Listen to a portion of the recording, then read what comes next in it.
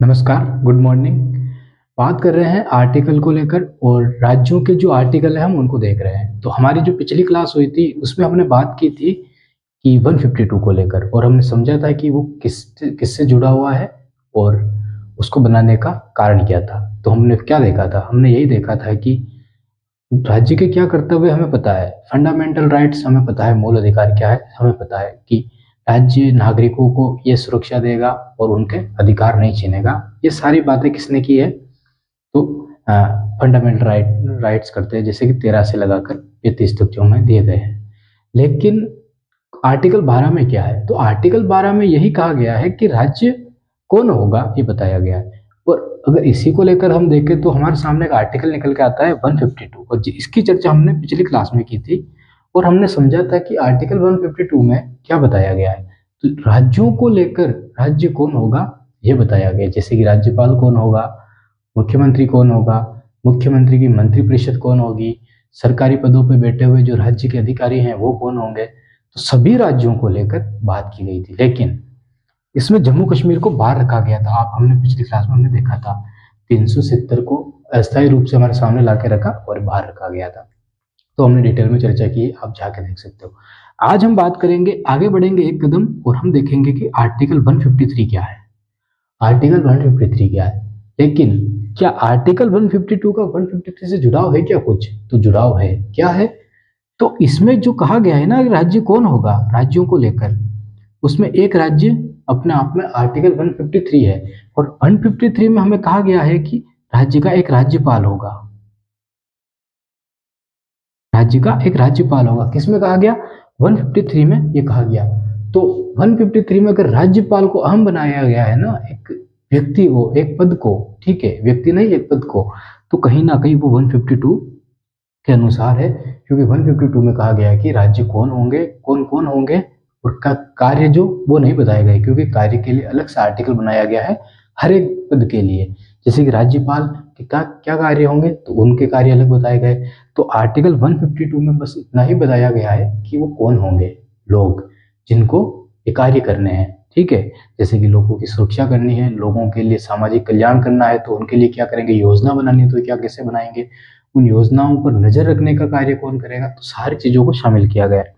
तो आज हमको पढ़ना है आर्टिकल 153 क्या कहता है कि राज्य का एक राज्यपाल होगा। ये तो सबको आता है, ये तो रटने वाली चीज है कि ये तो सबको आता है, हमको रटना नहीं है, हमको समझना है। अब हम समझे कैसे? तो समझने वाली पहली बात तो हमने कर दी कि राज्य का एक राज्यपाल होगा। ये क्यों बनाया गया? ये इसलिए बनाया गया ताकि 152 में हमें कहा गया है कि कौन कौन राज्य होंगे तो उसमें एक राज्यपाल है, तो ये बात समझी।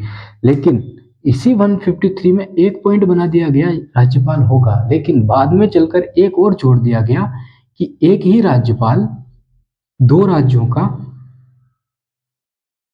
राज्यपाल हो सकता है। कब जोड़ा गया? तो 7वें संविधान संशोधन में ये बात जोड़ दी गई, 7वें संविधान संशोधन में। लेकिन क्या इतना आसान है क्या कि एक राज्यपाल को दो राज्यों का राज्यपाल बना दिया गया? मतलब कि कम से कम उस टाइम की अगर बात करें 1956 से पहले की, तो लगभग एक राज्य में 1 लाख लोग तो होंगे ना, ज्यादा नहीं मानते हम, मान लो जनसंख्या कम थी, लेकिन प्रत्येक राज्य में औसतन 1 लाख तो लोग होंगे ना, नहीं होंगे क्या? 35 करोड़ से ज्यादा जनसंख्या थी भारत की उस वक्त, और राज्यों को 4 भागों में बांटा गया था बस महज। अगर अभी के राज्यों की बात करें तो 1 लाख तो होंगे ना, क्या 1 लाख में हमें एक राज्यपाल भी नहीं मिल रहा था क्या उस वक्त? जो हम राज्यपालों की व्यवस्था कर दी एक ही राज्य के लिए, सॉरी, दो राज्यों के लिए एक ही राज्यपाल की व्यवस्था कर रहे हैं, तो ये चीज नहीं थी, कहानी कुछ और थी। वही हमको आज समझनी है, तो ध्यान से सुनना, ध्यान से समझना। काफी डिटेल में हम बात करने वाले हैं और काफी अच्छे से समझने वाले हैं। तो अब शुरू करते हैं हम कि बात क्या थी। तो यहाँ पे देखना, बात है 1947 की। बंटवारा हुआ था हमारे देश का, दो पाकिस्तान बने थे और एक हिंदुस्तान बना था। पाकिस्तान दो मतलब कि एक पश्चिमी पाकिस्तान, एक पूर्वी पाकिस्तान, लेकिन उस वक्त एक था। आगे चलकर इंदिरा गांधी ने टुकड़े कर दिए थे और दो पाकिस्तान बना दिए थे, एक बांग्लादेश बना दिया था और एक पाकिस्तान बना दिया था। लेकिन उस वक्त भी दो पाकिस्तान थे, पश्चिमी और पूर्वी। ये बात बताए हमको, लेकिन हमें वहां पे नहीं जाना है, हमें बताना है कि 500 रियासतें वहां पे और थी और इनको भी कहा गया कि आप स्वतंत्र हो। किस चीज में स्वतंत्र हो, तो इन रियासतों को कहा गया है कि आप स्वतंत्र हो अपने आप में, आप चाहे पाकिस्तान के साथ जाके मिलो, आप चाहे हिंदुस्तान के साथ जाके मिलो, आपकी मर्जी है, आप जहाँ जिससे मिलना चाहो आप मिल सकते हो, आपकी मर्जी है। और जिसके द्वारा बंटवारा, सॉरी, जिसके द्वारा हमें आज़ादी दी जा रही थी ना, जो संविधान उस वक्त का, उसमें मतलब कि पत्र, ठीक है, उसमें एक बात कही गई थी कि हाँ आप जिसके साथ मिल सकते हो मिलो, और वहाँ पे जरूरत थी हमें सिग्नेचर की। जो भी चाहे, ठीक है, मिलो, आप सिग्नेचर कर दो, हम भारत में मिलना चाहते हैं, आप मिलना चाहते हैं, और आप क्लियर हो जाओगे इस चीज को लेकर। लेकिन हम किसी को क्यों जाने देते भारत छोड़कर, समझ रहे हो ना, हम किसी को क्यों भारत छोड़ के जाने देते हैं। तो इन 500 रियासतों, 500 प्लस रियासतें थी, सिर्फ 500 नहीं थी, ज्यादा थी। तो इन रियासतों को भारत में मिलाने के लिए जो एक व्यक्ति था, सरदार पटेल, ठीक है, इसकी जिम्मेदारी थी, मतलब कि इनकी जिम्मेदारी थी कि इनको सबको मिलाना है, एक को भी नहीं छोड़ना है, सबको मिलाना है, और काम करना है रातों रात। मतलब कि इनको समझने का भी टाइम नहीं मिलना चाहिए, कोई आके समझाए वो टाइम भी इनके पास नहीं मिलना चाहिए, हमको इतना फास्ट काम करना है। और पता है आपको दमदार व्यक्ति उस वक्त कौन था, जो लौह पुरुष कहा जाता था, लौह पुरुष, ठीक है। तो काम दे दिया गया था, जिम्मा दे दिया गया था, ये चीजें हमारे सामने चल रही थी। आगे चलकर इन्होंने 500 रियासतों को भारत में मिलाया, लेकिन वहां पे एक कार्य करना पड़ा, वो कार्य था ABCD।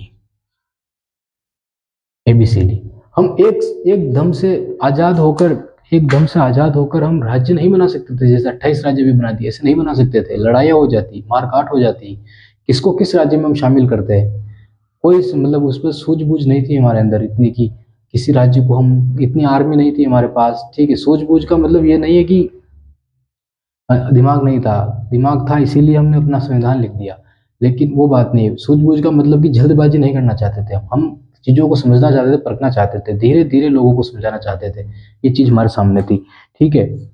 तो रातों रात काम करना था, और इन 500 रियासतों को भारत में मिला दिया गया, लेकिन ABCD के तहत मिला गया। जो ए था ना, ए वर्ग में जिसको रखा गया, तो ब्रिटिश इंडिया, लगभग आधे भारत पर कब्जा किसका था, अंग्रेजों का, सीधा वहां पे सीधा राज्य कर रहे थे वो अंग्रेज, तो उनको रखा गया भाग एक में, भाग ए में। और बी में रखा गया ये रियासतों को, जो 500 रियासतें भारत के अंदर थी, जिनके ऊपर अंग्रेज थे, जैसे कि सामंत हो गए, आपको पता है, टैक्स लेना किसानों से और अंग्रेजों को वो टैक्स देना, ये व्यवस्था चल रही थी। तो कहीं ना कहीं अंग्रेज ऊपर थे और बीच में वो राज्य कर रहे थे, तो वो जो राजा थे वो लोग, तो मतलब कि अंग्रेजों के अंदर ये राज कर रहे थे, किसके ऊपर, जनता के ऊपर, और ब्रिटिश इंडिया में सीधा अंग्रेज राज्य कर रहे थे, ठीक है। तो ये व्यवस्था थी। तो बी ग्रुप में किसको रखा गया, इन 500 रियासतों को, और सी ग्रुप बना। तो इन दोनों को छोड़ के जो छोटे छोटे क्षेत्र थे ना, अगर उनको मिला भी लेते तो भी एक पूरा राज्य नहीं बनता, उनको रखा गया सी ग्रुप में, और उनको कहा गया केंद्र शासित प्रदेश, उनको ही कहा गया। और दिल्ली का पूरा अपना हाथ उनके ऊपर था, मतलब कि दिल्ली की नजर डायरेक्ट किस पे थी, तो सी ग्रुप पे थी, ठीक है। तीन हमारे सामने आ गए। फिर डी में जो भी भारत से दूर क्षेत्र थे, जैसे कि अंडमान निकोबार हो गया, ऐसे द्वीप समूह, तो इनको किस में रखा गया, इसको इनको रखा गया डी ग्रुप में।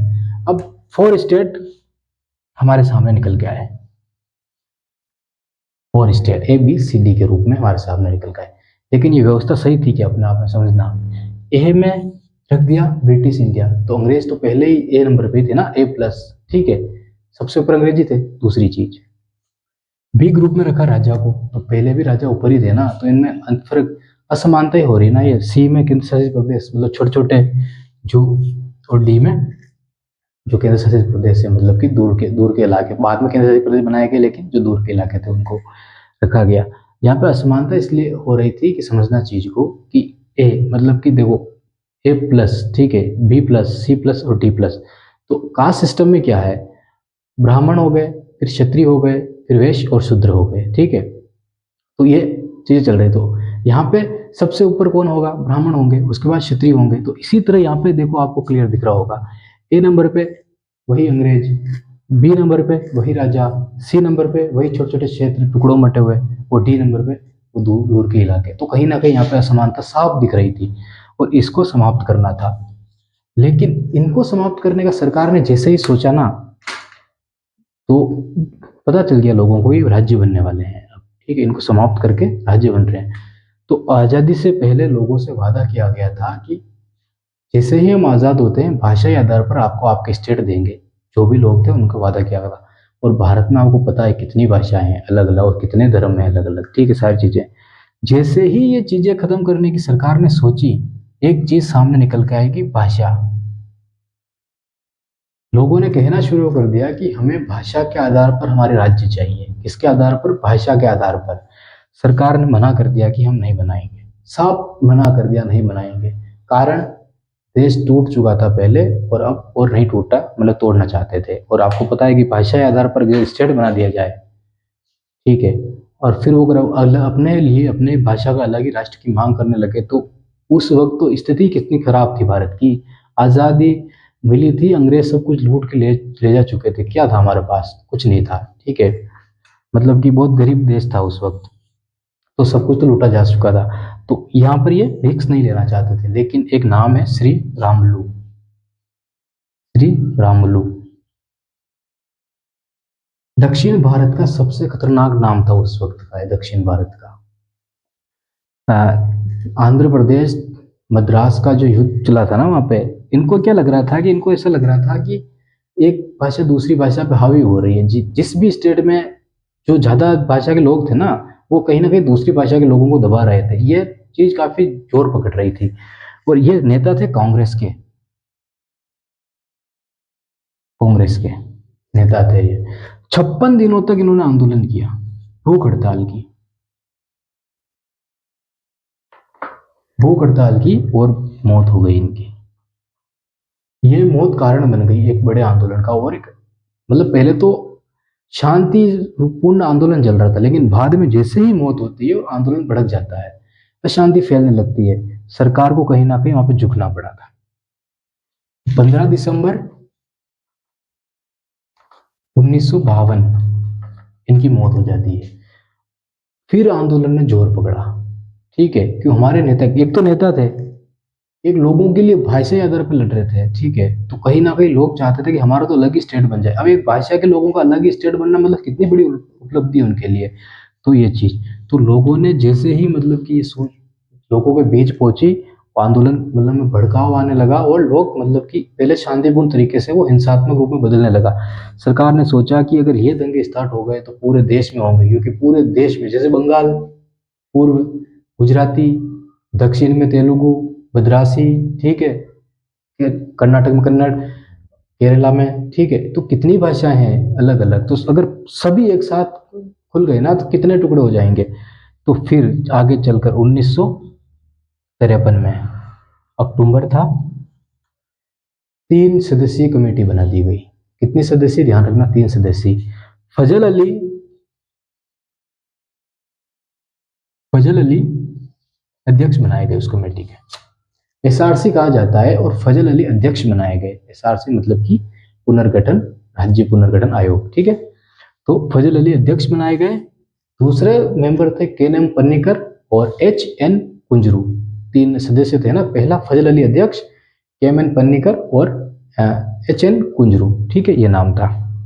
3 सदस्य बन गए। कब बनाई गई? 1953 अक्टूबर में। क्या काम था? भाषाई आधार पर बनाने थे, लेकिन उसके लिए चर्चा तो करनी पड़ेगी ना, देखना पड़ेगा चीज़ों को, कितने स्टेट बन सकते हैं, कितने बन सकते हैं, कहाँ भाषा लोग ज़्यादा बिखरी हुई, मतलब एक ही, अगर एक स्टेट ऐसा बना रहे हैं जिसमें 10 तरह की भाषाएं हैं, तो उसको बनाने की आवश्यकता ही नहीं है, उनको रहना पड़ेगा। अब 10 स्टेट थोड़ी बना देंगे क्या? तो ऐसे स्थान देखने पड़ेंगे जहाँ पे हद से ज़्यादा, मतलब 90% एक ही भाषा के लोग हैं, तो वहाँ पे बना सकते हैं हम, ठीक है। तो ऐसी चीज़ें देखनी पड़ी इनको। तो ऐसी चीज़ें देखने के लिए इन्होंने 16 स्टेट सामने ला के रख दिए। कब रखे इन्होंने? 1955 में, सितंबर 1955 में इन्होंने रख दिए, ठीक है। सितंबर या 16 अगस्त है, 16 अगस्त, ध्यान, 16 अगस्त इन्होंने, अभी देख के बता देंगे, 16 अगस्त है। 16 अगस्त 1955 को इन्होंने सामने ला के रख दिए। सरकार ने कुछ संशोधन किए और 1955 में 31 सितंबर 1955 सरकार ने संसद में पारित कर दिया। लेकिन ध्यान रखना, इन्होंने जो रिपोर्ट दी ना उसमें 16 स्टेट बनाए और 3 केंद्र शासित प्रदेश बनाए। 16 स्टेट बनाए और 3 केंद्र शासित प्रदेश, लेकिन सरकार ने कुछ संशोधन किया उसमें। सरकार ने कहा कि नहीं, 16 स्टेट नहीं बनाएंगे, 14 ही बनाएंगे और 6 केंद्र शासित प्रदेश बना दिए। जो भी सरकार को राज्य कमजोर लग रहे थे ना, कि स्थिति कमजोर है, कोई कुछ भी हो सकता है यहाँ पे, सरकार ने उनको केंद्र शासित प्रदेश बना दिया। और आपका पता है आपको केंद्र शासित प्रदेश क्या होते हैं? क्या होते हैं? जहाँ पे सरकार डायरेक्ट, जहाँ पर राष्ट्रपति डायरेक्ट मतलब कि कार्य कर एक्शन ले सकता है। अगर कुछ भी गड़बड़ी हुई, डायरेक्ट एक्शन होगा। किसके द्वारा? केंद्र सरकार के द्वारा। राज्यों की कोई भूमिका नहीं होगी उसमें, ठीक है। जैसे कि अभी 370 हटाया गया, तो जैसे ही राष्ट्रपति शासन लगा, विधानसभा भंग कर दी गई पूरी, पीडीपी से ले लिया गया। उसके बाद किसी भारत के इतने राज्य, 28 राज्य, कोई चू तक किया क्या उस राज्य के लिए? नहीं।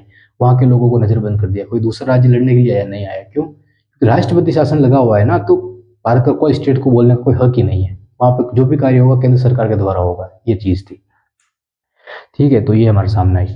अगर दो राज्यों का मसला हो, दो राज्यों का मसला हो, चल रहा हो और बीच में दोनों राज्यों में लड़ाइयाँ हो रही हो, तब भी ध्यान रखना केंद्र सरकार की भूमिका अहम होती है वहाँ पे। केंद्र सरकार अपने हिसाब से एक्शन ले सकती है, दोनों राज्यों को बोलने का भी हक नहीं होगा वहाँ पे, लेकिन जनता बोल सकती है। ध्यान रखना, मैं वहाँ पे जो पद पे बैठे ना उनकी बात कर रहा हूँ। जनता बोल सकती है, जनता वहाँ पे आके आंदोलन कर सकती है, उसके लिए सरकार गलत कर रही है, तो फिर उस सरकार को पीछे हटना पड़ेगा। तो दो चीजें, जनता अलग है और ये 152 आर्टिकल में जो राज्य है ना वो अलग है। जनता अलग है और राज्य अलग है, ध्यान रखना। ये चीज हमारे सामने है। तो 31 सितंबर 1955 को पारित कर दिया गया संसद में। संसद में पारित किया गया। अब समझना है यहाँ पे, अब आएगा हमारा आर्टिकल 153। संसद में पारित किया गया, किसको किया गया? भाषाई आधार पर राज्यों को पारित किया गया। और दूसरी चीज, इनको खत्म किया गया, एबीसीडी वर्ग को खत्म कर दिया गया। क्यों खत्म कर दिया गया? क्योंकि हमारे सामने राज्य बना दिए गए। कितने राज्य? 14 राज्य। तो इनकी क्या आवश्यकता है? असमान हो रहे थे, हमने देख लिया कि किस तरह कैटेगरीज में हम असमान हो रहे हैं। अब बी ग्रुप में है तो राजा तो कहेंगे ना हम तो ऊपर हैं, सी डी हमारे नीचे है, ठीक है। तो उन चीजों को खत्म करना। और दूसरी चीज, राज्यपाल नहीं था, राज प्रमुख था। राज्य प्रमुख था। और कैसे बनाए जाते थे? जैसे राजस्थान में 21 रियासत है, तो किसी एक राजा को चुनकर राज प्रमुख बना दिया जाएगा, तो उनको लगता है कि हाँ हम सर्वोच्च है, अभी भी सर्वोच्च है, चाहे संविधान आ जाए लागू हो गया हो, लेकिन हम सर्वोच्च है अभी, ठीक है। तो इस तरह की उनकी मानसिकता, सोच थी और रहेगी। देखो, कोई भी हो, अगर सबसे बड़े पद पे बैठा है ना, अब राष्ट्रपति पहला व्यक्ति है ना भारत का, ठीक है, वैसे तरह राज्य का पहला व्यक्ति राज्यपाल हो जाएगा। पहले पद पे, इतने बड़े पद पे बैठा है तो उसको लगेगा ना। तो ये असमानताएं खत्म करनी थी। अगर यही चलता रहता ना, तो तीसरी श्रेणी के लोग तो मतलब 2-3 श्रेणी के तो लोग ही नहीं आ पाते ना। क्यों? क्योंकि राजा तो एक ही कैटेगरी थी, राजपूत ही तो थे राजा, ठीक है। तो हर हमेशा राजपूत ही बैठते। लेकिन राज्यपाल का पद जैसे ही बनाया गया पुनर्गठन आयोग के बाद, फिर राज्यपाल किसी को भी बना सकते हैं, चाहे किसी भी कैटेगरी को। आज आज जो हमारी महामहिम राष्ट्रपति है द्रौपदी मुर्मू, वो पता है क्या वो जनरल की है क्या? नहीं है। तो ये चीज हमारे सामने है। तो राज प्रमुख का पद यहाँ पे समाप्त किया गया, किसके द्वारा? तो 1 नवंबर 1956, 1 नवंबर 1956 को क्या हुआ? पुनर्गठन, राज्य पुनर्गठन आयोग हमारे सामने आता है, लागू हो जाता है, इसका कार्य पूरा हो जाता है। 14 राज्य और 6 केंद्र शासित प्रदेश हमारे सामने बनकर कंप्लीट है। अब एक साथ इतने राज्य बना दिए गए, अब राज्यपाल कहां से लाएंगे? तब आर्टिकल 153 जोड़ा गया। आर्टिकल 153 पहले था, लेकिन उसमें एक था, दो जोड़ा गया। क्या कहा गया? कि एक ही राज्य का दो राज्यों का एक ही राज्यपाल हो सकता है। कब जोड़ा गया? 153 में 7वें संशोधन के द्वारा। कब जोड़ा गया? 1 नवंबर 1956 को जोड़ा गया। संसद में पारित कब हुआ? 31 सितंबर 1955 को संसद में पारित कर दिया गया। कहानी समझ में आई कि नहीं आई? तो आर्टिकल 153 में पहला कौन सा था? कि हर राज्य का एक राज्यपाल होगा। अब अगर इसको चेंज नहीं करते ना, तो ये कंप्लीट ही नहीं कर पाते हम। दो राज्य, एक राज्यपाल को दो का बना ही नहीं सकते थे। क्यों? अब देखो, पंजाब और चंडीगढ़, अब पंजाब के लिए अलग राज्यपाल होगा और चंडीगढ़ के लिए अलग राज्यपाल होगा क्या? अब चंडीगढ़ में केंद्र शासित प्रदेश है, छोटा सा हिस्सा है, उसके लिए इतना बड़ा पद बनाएंगे क्या? नहीं बनाएंगे। तो इसलिए संशोधन करना पड़ेगी हमको। खर्चा कम होगा, चीजें मेंटेन अच्छे से कर लेगा, ठीक है, वो सारी चीजें हैं। और अगर एक्शन लेना पड़े तो वो एक तो केंद्र सरकार का आदमी होगा वो राज्यपाल। आप देखते हो किस तरह चुना जाता है। तो कहीं ना कहीं किसी और पे विश्वास करने से अच्छा है कि अपना आदमी दो राज्यों को संभाल लेगा। और राज्यपाल थोड़ी संभालेगा, सेना संभालेगी ना, वो तो सिर्फ ऑर्डर देंगे वो तो वो चीज हमारे सामने है। और सबसे बड़ी थी कि सरकार के पास इतना खर्चा नहीं था। इतना खर्चा कैसे, दो दो राज्यपाल को करना खर्चा कहाँ से होगा, तो कहीं ना कहीं खर्चा भी बच गया वहाँ पे। तो 153 हमारे सामने आया ना निकल के, 153 दो, ठीक है। कहाँ से आया, तो 1 नवंबर 1956 राज्य पुनर्गठन आयोग, इसमें हुआ 7वां संशोधन हुआ, ठीक है। संविधान में 7वां संशोधन किया गया उसके द्वारा। तो ये बात सही लगी, कैसी लगी, कमेंट करके बताना। और ये था अपना 153। जुड़ाव है 152 से तो इतना है कि राज्य कौन होगा, तो कहीं ना कहीं राज्यपाल अपना आप में राज्य होगा। 153 में संशोधन किया गया, क्यों किया गया, तो उसका कारण था भाषा आधार पर राज्य बनाना। और भाषा आधार पर राज्य बना दिए गए हमारे सामने है, तो राज्यपाल इतने कहाँ से लाएंगे, तो कहीं ना कहीं उनके लिए व्यवस्था कर दी गई कि एक ही राज्यपाल 2 स्टेट का हो सकता है। अब यहाँ पे व्यवस्था ये भी की गई कि उच्च न्यायालय 2 राज्यों का एक ही हो सकता है, लेकिन इनकी बात अलग से करेंगे कभी और क्लास में। आर्टिकल 153 हमें समझना था राज्यपाल को लेकर, तो हमने समझा। कमेंट करना क्या सही लगा, कमेंट करना क्या आपको समझ में नहीं आया, हम फिर से समझा देंगे। बहुत बहुत धन्यवाद आपका।